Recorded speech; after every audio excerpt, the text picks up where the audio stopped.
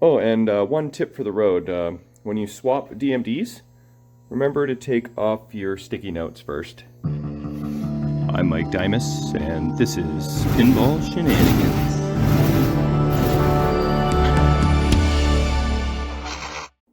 So did you see that game? The Toronto Blue Jays actually pulled it off. They were down like 3-1 for the longest time, and then bam, 3-run hit, and they are going to the World Series. Anyway, let's talk some Roto wheel. I want to give a shout out to Kim Oswald of the Goat Shed, who reached out to me on Pinside and offered me some suggestions and tips and pointed me in the direction of his videos for help, which I was like, you must be the Goat Shed guy, because I already watched those videos, so thank you very much. And they have been helpful. And also shout out to Dave Souza, who was able to hook me up with the, it doesn't say it. Where does it say it? Here is where it says it. Roto unit adjustment instructions. I saw the Goat Shed using these instructions. I tried to find them on the internet, and I was very unsuccessful. They weren't in the manual. I found one very blurry photo of this, and it was no good. So Dave Souza hooked me up with this from the, 1977 Gottlieb parts manual. So this is awesome to have. There's basically two adjustments that you gotta make sure are correct. I mean, two main ones, these guys here.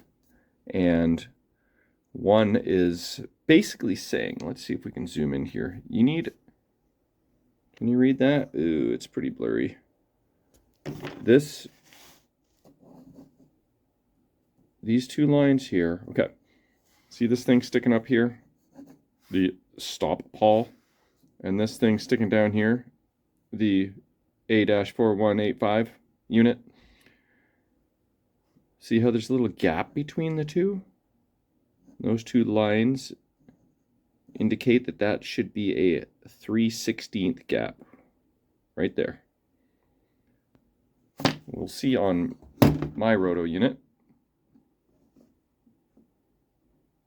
that is too close. I need to widen that gap, and you can kind of see that that looks really adjusted far left. So, and it's also not even like perpendicular, it's leaning to the left. So that's the one adjustment, and the other adjustment is that, if I got this correctly, once this solenoid bracket is installed and you hold this lever down all the way as far as it goes to where it hits the hold on, this isn't working very well, to where it hits the like where the plunger reaches its max throw, like it'll only go so far. Then you want to make sure that this thing is spinning without clicking. It appears to be doing that, and surprisingly seems to be spinning pretty freely. I thought it was pretty gummy and thought that might have been part of my problem. So hopefully a good cleaning and adjusting is all it takes. And then as suggested by the Goat Shed, I'll probably lubricate any of the metal on metal pivot points, and that should be good. Maybe straighten out that bracket a bit. I did straighten out this fork that was bent quite a bit, and yeah, so that's the plan. Take this thing apart, clean it, and so yeah, let's get started. Okay, that was relatively simple to disassemble. Just popped off the little E-clip off of this bolt here, and this washer actually, I had to fight with it. That was on there. Very snug. I don't know. Can't be the original one because, as you can see, it doesn't just go on there. I had to use pliers to get that off. This piece is friggin' mangled. I don't know if that little sort of lip there is just wear in the overall mech, or if that's intentional, so I'm not sure if that's going to be a problem or not. But it is nowhere near straight. So I'm going to try and bang it straight.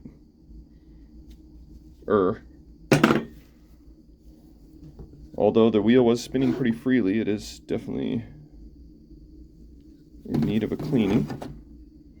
All clean in there. Here's the wheel. How do these teeth look? I saw the Goat Shed boys filing these teeth. They look pretty good to me, but I don't really know what I'm looking for. So I don't think I'm gonna bother with the filing. There's a washer on there, another E-clip actually. Don't want to lose that. This piece, and then this piece. They all seem to be intact. The spring has definitely seen better days, but it should be fine. The nylon portion there looks to be pretty good, actually. It's not worn down flat on one side or anything, like you see in the Bally linear flipper mechs. So, I also added a bit of a longer wire on the solenoid there. Looking back at my video, this wire looks like it's gonna attach just fine to where it came from. This was just a little bit tight, so made it a little longer. Alright, so let's clean this up and see how well it spins. Alright, I got these parts all cleaned up. It was really not too much trouble. There's a lot of scrubbing and green scrubby and purple scrubby, and someone was asking what product I was using. It is super clean, and that's why I'm wearing gloves, because if you don't, your hand will turn into bones. We don't want that. So with that product and a bunch of scrubbing using the toothbrush and everything, it is clean. Use some Q-tips to get in the spinny hole. So I think everything should be good to go. I tried to bang this as straight as I could. As you can see, I failed, but it's better. You see that little notch right there? I hope that doesn't pose a problem, because that's where the arm, I think, goes down, and if it gets caught on that little nook there, it might mess with things, but we'll see. So I think it's safe to reassemble. Okay, I've got the thing reassembled, and I've got this adjustment. That one's pretty straightforward. This one here, adjust the drive pawl lift, which is 4184, A-4184. So this guy with the drive lever in energized position. So that means, you know, push in the solenoid as though it's activated and adjust this with this. The drive pawl, this guy, should clear spinning ratchet, which is this spinning ratchet here, by 1/32. Both pawls should be clear of ratchet at this position. Stroke of plunger in coil is 7/8 of an inch. I don't really understand exactly where this 1/32 clearance is supposed to be, but I've kind of messed with it quite a bit, and I've got it here so that I can sort of demonstrate. There is my 3/16 gap right here. Might even be a little bit more than 3/16, but seems fine. And then the other adjustment is here and here.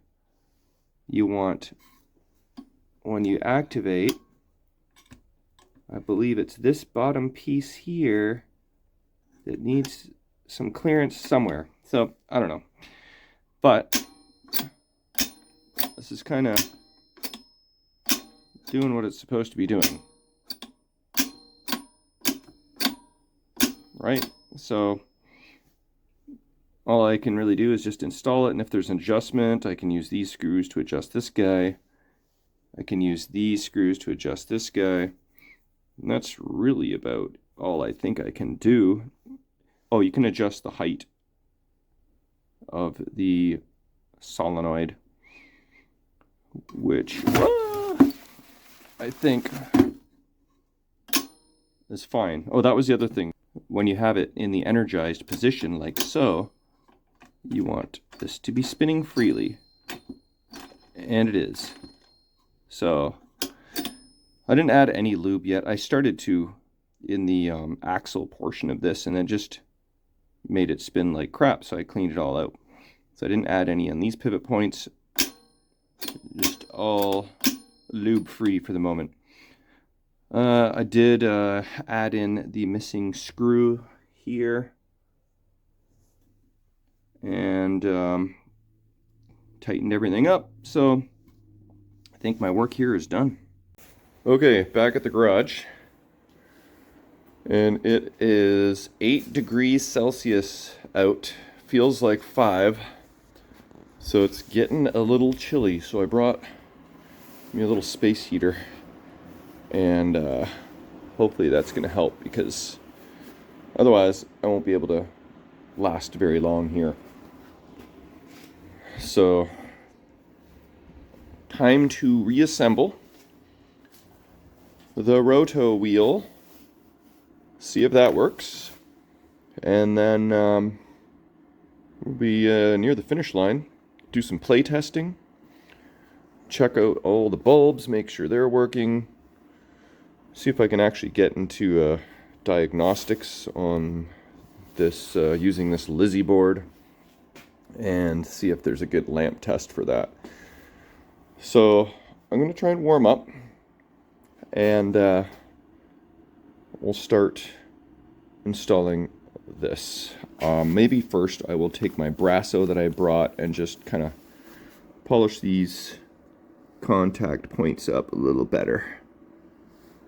Okay, it's been like 5 minutes and this thing already shut off, because once its internal temperature gets too hot, I guess it does that. Oh, yes, it's coming back on. Oh, thank God.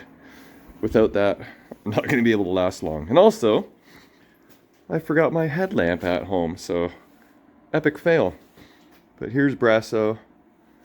Put some on a cloth, polished it up, and I think it might be a slight improvement. They were pretty clean after the brake cleaner.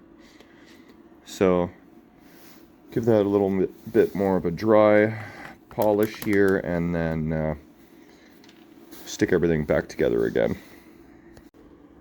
Okay, well, I've got the Roto wheel installed, but it ain't going well. It's just not spinning very well, so this almost certainly is not going to work.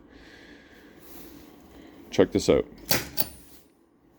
Kind of spins, but then doesn't really return very well. So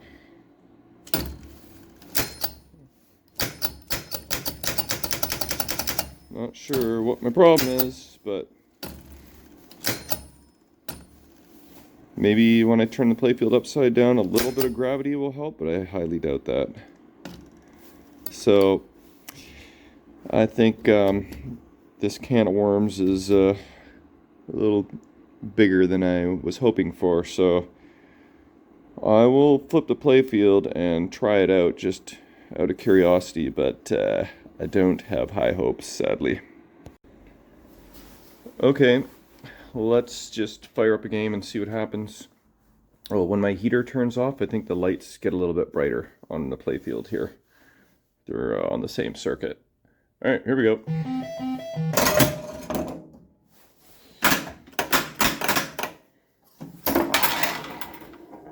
All right, Lizzy 1 play test. Oh, we got nothing.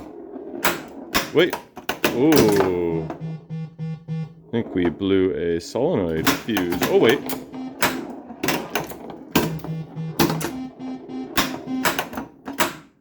Okay, no, we did not. But the roto wheel definitely didn't spin when we first went through the lanes up top, I don't think. Should spin when we hit our A, B, or C. Well, it's kind of spun there.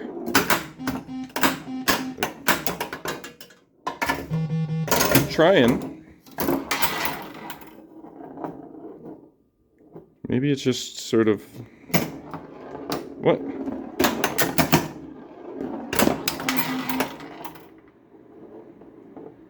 It's very weird. Okay, tried to spin there. It's like one of the lanes up top. Was it the C? Didn't register. Let's see if we hit the targets.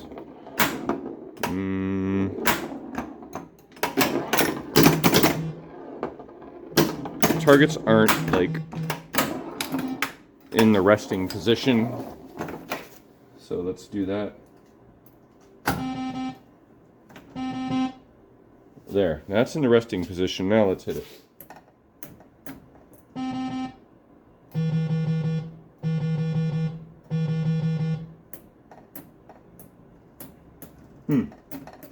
Only one of those 3 switches is working. Or not. Spinner's not spinning. There's a lot of weirdness going on here. I think there might be something with the Lizzy board, possibly.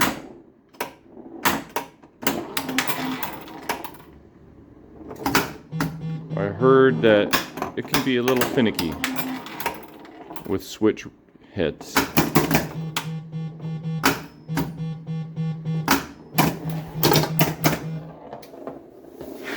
This is just a mess. This is really just a lot of crap all happening at once. Oh, and no.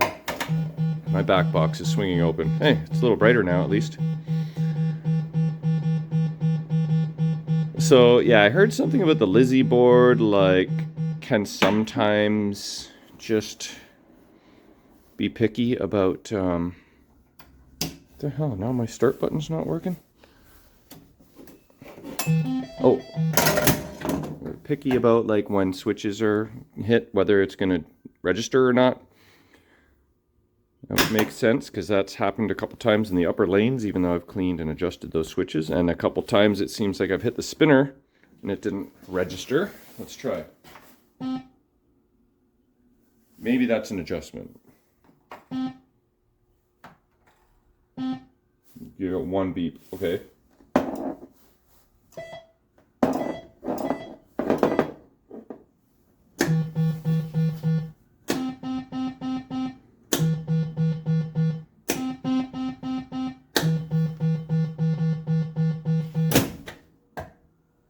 All drops down, lights, extra ball, and special.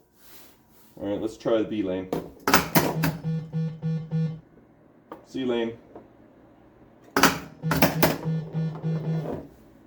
A lane. Okay, so maybe that's just a oddity that no matter how many spins... Oh, there was 2 there. Okay, maybe that's just an adjustment.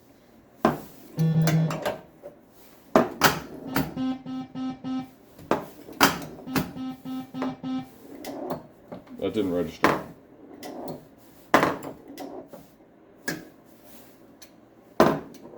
That's not registering.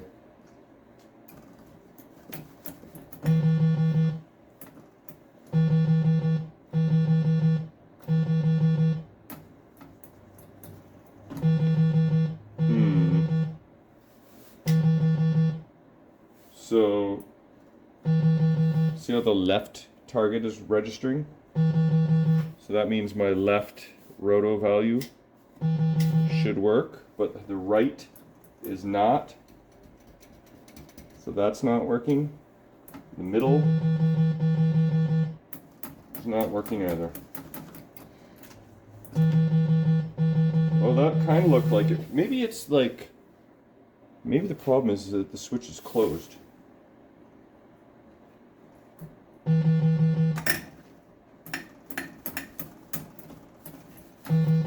know, like stuck closed. Okay, well, I gotta figure out what to do with this roto wheel. But it ain't going well. Okay, I adjusted the spinner and cleaned the contact better, and it's not really gonna be a good demonstration when it's fighting gravity in this position, but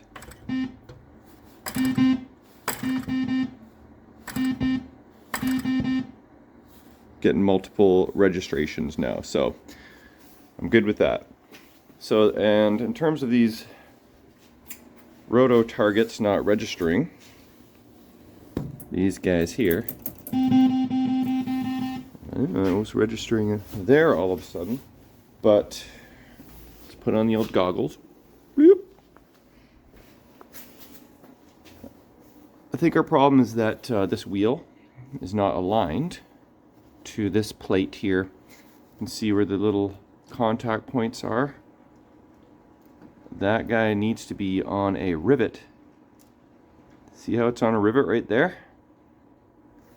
So now, won't really be able to see this, but you can see my finger, you can see the depressing of the switch in there somewhat. I'll try a different switch. See, that's working. The other switch. This last one kind of a little sketchy. Let's move this over to where they are making contact. Let's try this last switch again. Kind of weird. Maybe it's because it's moving while I'm pressing it. But shouldn't be really moving at all, should it?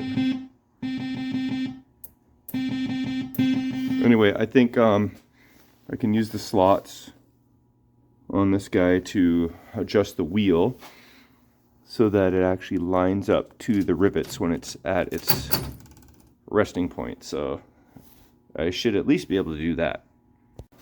Okay, so at least I got that alignment right for now. I may have to, who knows, tear this whole thing apart and put it back together again, but at least I kind of know what's going on with this. And I also know that these two lights must be out, because they don't turn on when I hit the targets. So I'll deal with those bulbs.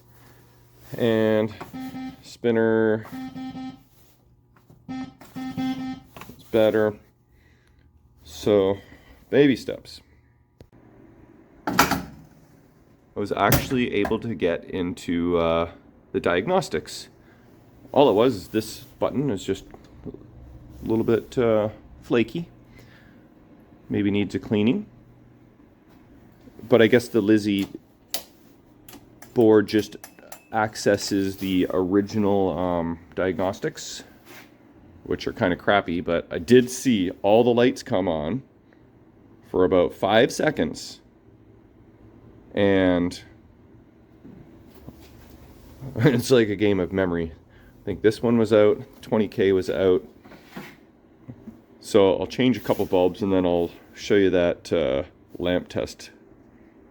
Okay, I changed those couple bulbs. Let's zoom out so we can kind of see everything. So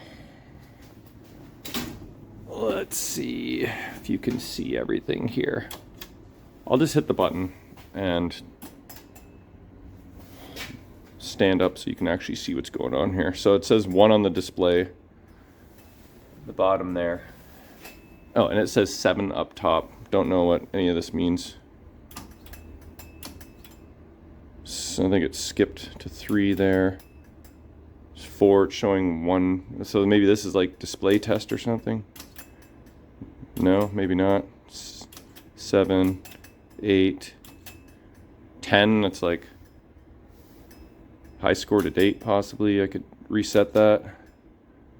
This looks like a display test. Yeah. Okay. Just that half. I think if I hit it again, we might go into lamp test. So here we go. There it is. Okay. 1, 2, 3. 10x on the top. 5,000. Drop target. This target here. And same player shoots again, light. Now it's going through solenoids. But that's what I mean about the original diagnostic tool. I thought it like just went through each bulb like once, but I think that is a different system. Anyway, I better change those bulbs before I forget. Okay, most of those bulbs actually tested good, but I changed them anyways. And let's see if I got them all. Here we go. Got 10 seconds. Oh, this one did not work. But I think, 10,000. Okay, getting there. See all this dust floating around? I should have showed this live, but you know how the inserts get like these black rings of carbon dust that build up over the years? I usually just take like a paintbrush and wipe them down very easily, but I don't have a paintbrush, so tried my little portable air can, and I just blew in all of the inserts, and although it's not perfect, it got rid of like probably 80% of all the crud in there. So I might bring in my little dry paintbrush and go over some more inserts, but that actually worked pretty good. Okay, another thing I found is that I don't think this button's flaky at all. I think it just takes a little bit of extra time for the Lizzy to process the button push, because if I just sort of take my time. Okay, watch. You can see 5 on the screen. Give it a second. There's 6, 7, 8. Okay, 9 will show up. Just got to be patient. Sometimes it just takes a little bit longer.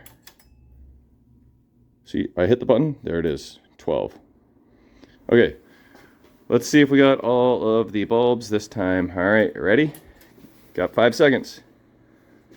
10K, you bugger. And 10X. All right. But you can see there's a lot less of the carbon rings in the inserts showing through, so at least that is a nice improvement. So 2 more bulbs to go. Okay, so I dremeled the socket and I moved the wire from the lug to the butt on the 2 stubborn guys. These 2 bulbs now work too, which is nice. And with the press of this last button, let's see if it actually works. I took too long and it went back to the start. Okay, one moment. Okay, here we go. Let's hit it. Hey, that one works. And that one works. Okay, I think, what? This guy's not working. All right, not quite done yet. Okay, hopefully this is the last lamp test. All right, here we go.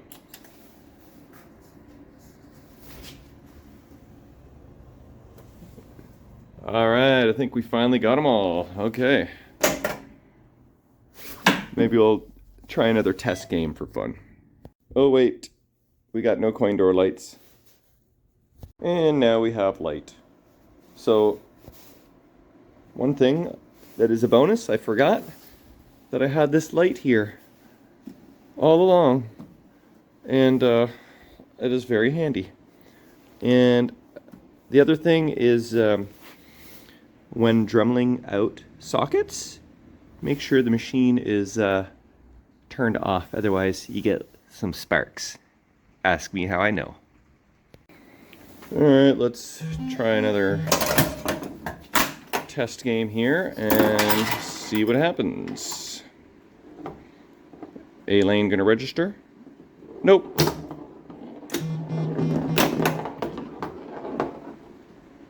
I feel like that might be a Lizzy thing.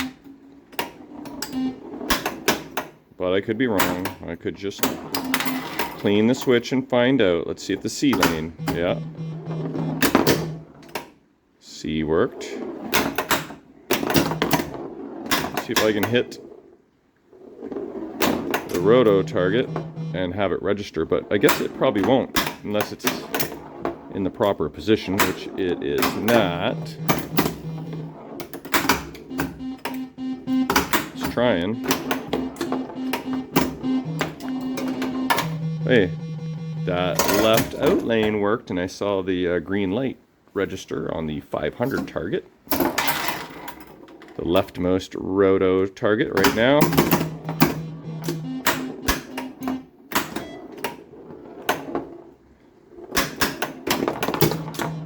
To check on that A lane. I don't want to falsely accuse Lizzy, you know. Might not be his fault. Or her.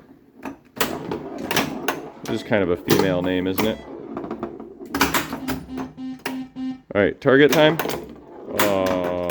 Target time. Hey! That worked. Just barely touching the rivet, probably. That registered. Okay, let's try for A lane. And there we go. Worked that time.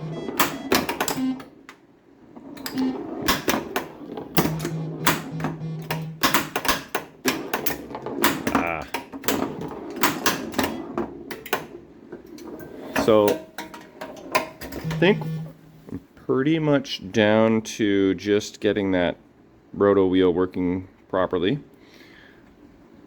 And I think I will save that for another time because I'm done with roto wheels for now. Okay, I think I've got this Lizzy board figured out. Let's see if this will work. Okay, sometimes right at the end of the game, it takes a bit for it to, you know, get settled and register the start button. But almost certainly the first ball is not going to register here. I did take a little bit too long. Oh, okay. That was a bad example. Hold on. Let me show you what I'm talking about here.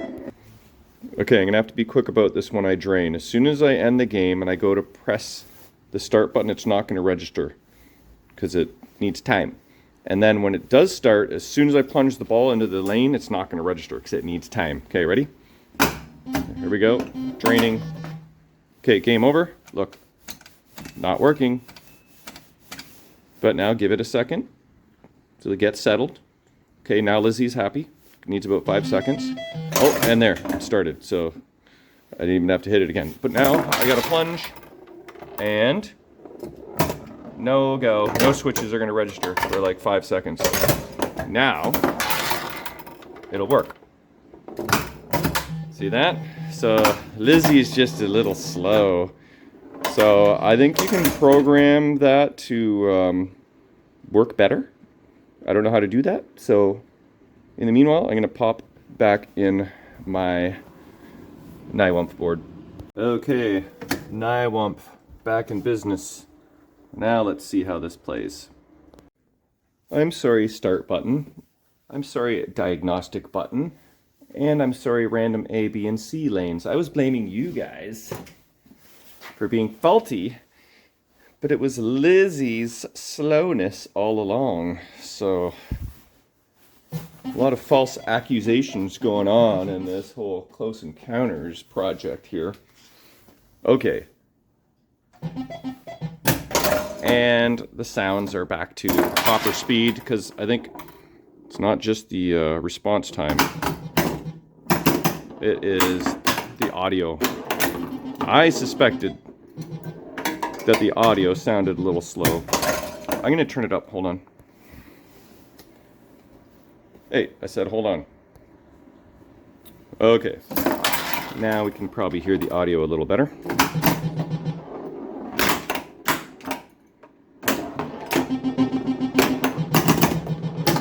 Even though Gottlieb System 1 sounds suck in general, it's just so much better than slow Lizzy sounds.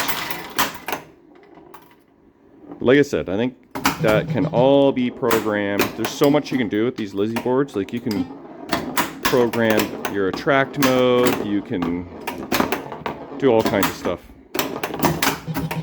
You as in not me, because I don't know how to really deal with all that kind of crap. Software is not my forte. Oh, my WUMP is set to 5 balls. Actually, we went over this in a video before. And I think I'm gonna leave it. Just because whoever ends up with this machine would probably prefer having games that are longer than 14 seconds.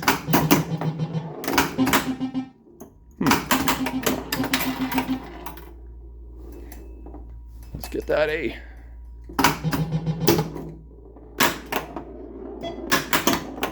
Let's try and hit Roto action. No, that wasn't. You can't backhand that. So, I shots myself here. Oh, I really did shots myself.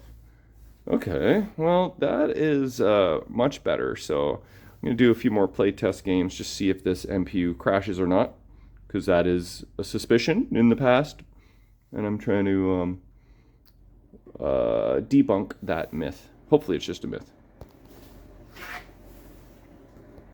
Okay, I played a bunch of games and had no issues with my NIWUMP board at all, and everything was working great. I had one light bulb go out on me, so I replaced that. And the heater just came on, so we got a little bit more dim on our light situation here. But basically, this thing is like 95% done, except for the stupid Roto target that is the last 5%. So I'm going to deal with that later, because I'm done with Rotos for the moment. And also I just set up this Shack Attack, and I'm gonna mess with that for a bit, but I'm gonna do that off camera because I've got enough video footage to edit. So that's it for now. Oh, and one tip for the road. When you swap DMDs, remember to take off your sticky notes first.